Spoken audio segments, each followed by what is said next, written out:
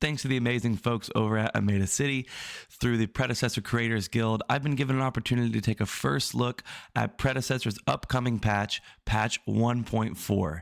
This patch is absolutely massive and has some changes for every single hero in the game. It's also going to bring us our next Predecessor hero, Boris, who's going to be charging his way into Sanctuary. We got a lot to cover in this patch, so let's get to it.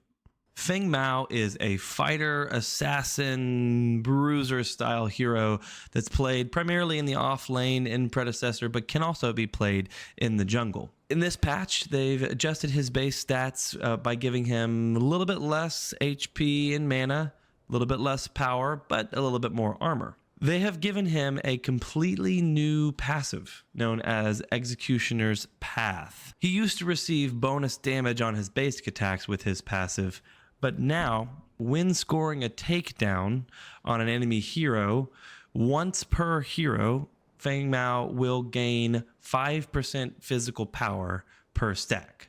So up to 25% physical power if you're able to take down each of the enemies on the enemy team. His Q ability, Safeguard, has an amazing new feature, a spell shield.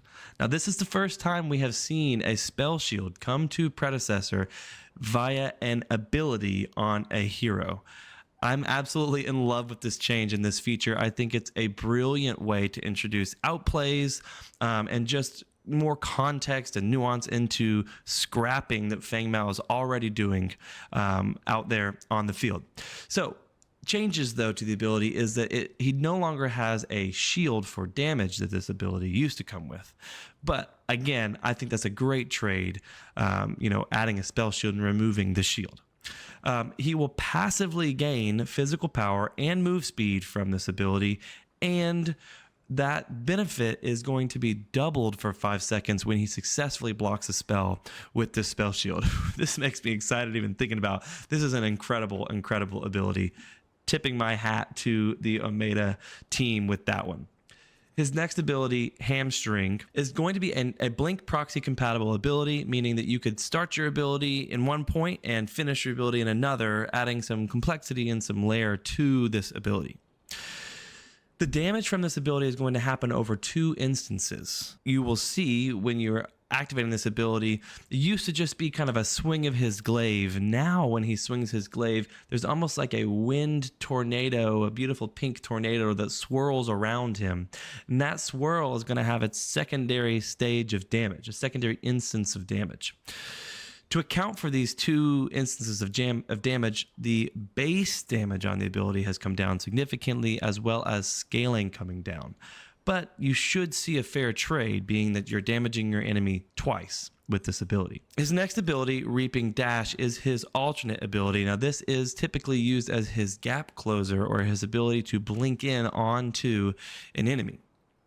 They've really shined the favor on our boy Feng Mao with this, as they have given this ability a reset on takedowns, kind of going in tandem with his ult, Earth Shatter, that allows for a reset should he get a kill with it. Now you can reset your dash if you get a takedown. With this ability paired with his ultimate Earth Shatter, there's honestly no end to the havoc that Feng Mao could bring to the enemy team. For the other changes for Reaping Dash, you'll notice that there's a little bit additional damage of enemy max HP damage. The overall base damage has come down, with the cooldown increasing early and coming down in the late game.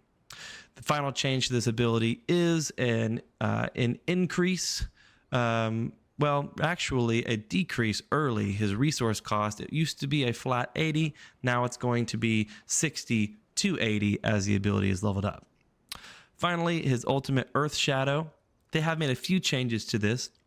And on my notes here, I like to write "get good" is this change, because they've actually narrowed the ability. One of the things that new Feng Mao players experience is that they feel like the ult might be a little bit difficult to hit.